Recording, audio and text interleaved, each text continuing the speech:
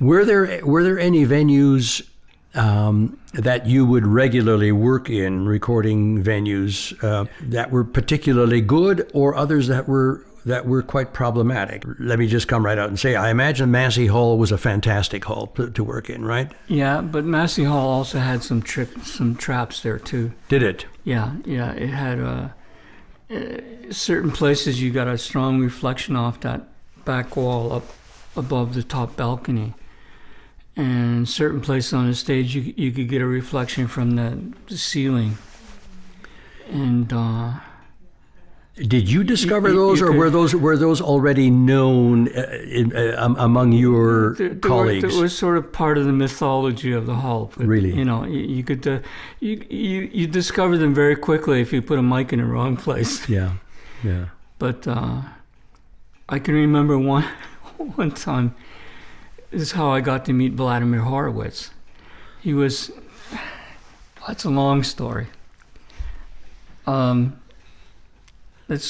start at the beginning. We were having a Beethoven festival with the Toronto Symphony, and it was going on for the whole week. This was Andrew and I almost started at the same time. So in the 70s. Yeah. Mm-hmm. So Andrew Davis, we were doing this Beethoven festival.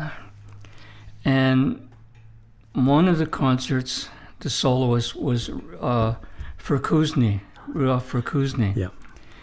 And in those days, the Steinway representative in Toronto was Eaton's. Eaton's were the supplier of the Steinway pianos.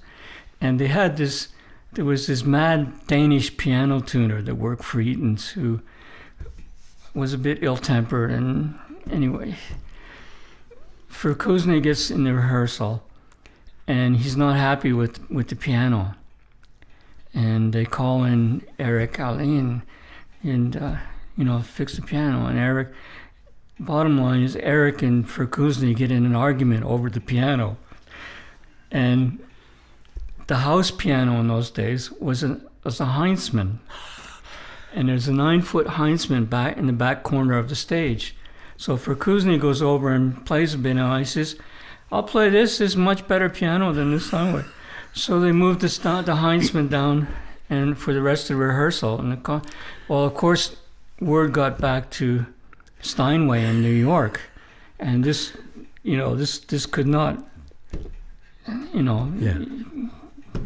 So they sent this piano technician from Detroit up. His name was Tom Pettit. And they sent him up to Toronto to work on the Steinway piano so that Verkusny would play the Steinway for the concert. So he came up, and he was an interesting guy. And being in Detroit, he listened to CBC all the time on the radio. So he came up to the booth, during rehearsal after, to hear what the piano sounded like on mic and that sort of thing. And he and I struck up a bit of a friendship, it was good. And a few months later, Vladimir Horowitz was coming through town doing one of his farewell piano recitals. Right. Well, it turns out that Tom Pettit was the Steinway's representative to follow Horowitz on tour with Horowitz on piano, right?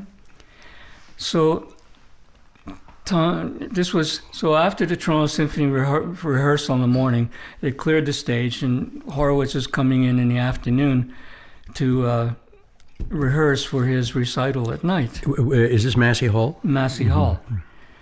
So as I'm tearing out, Tom is there. He says, "Don't go yet. Wait. Hang in for a while." And I said, "Well, it's Horowitz. The hall is closed." He says, "No, you're with me." So we stayed. So Horowitz is out there rehearsing, and it's great. I'm having a great time.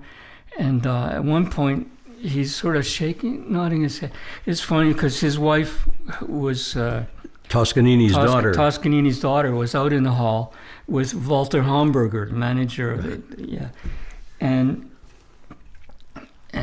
it's funny because Toscanini's daughter, I think, felt she could pull rank on Horowitz, so she's out there talking to Walter, full voice, not paying any attention to Horowitz.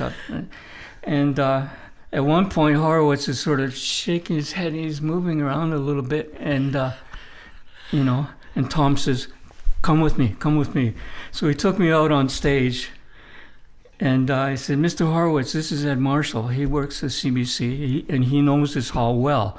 And I can see you have a question, And he said, yeah, I hear, I hear an echo here, but if I move, I get the echo here. So, I explained, it's what happens is it comes off that back wall. But if you go back a bit, you'll get it off of the ceiling. So he says, so I should sit halfway between. And I said, yeah, but when the audience comes in, it will reduce that a little bit, and help it, that sort of thing. So we had this little chat. That's how I got to meet Horowitz. And the payback, this was the interesting thing. The payback was Tom Pettit listened to Alan McPhee's Eclectic Circus all the time. So the deal was I would get to meet Vladimir Horowitz if I would take Tom up to the studio the next day and meet Alan McPhee. That's wonderful. That is wonderful. Yeah. So you met Vladimir Horowitz and told him about the secrets of Massey Hall. Yeah. That's amazing.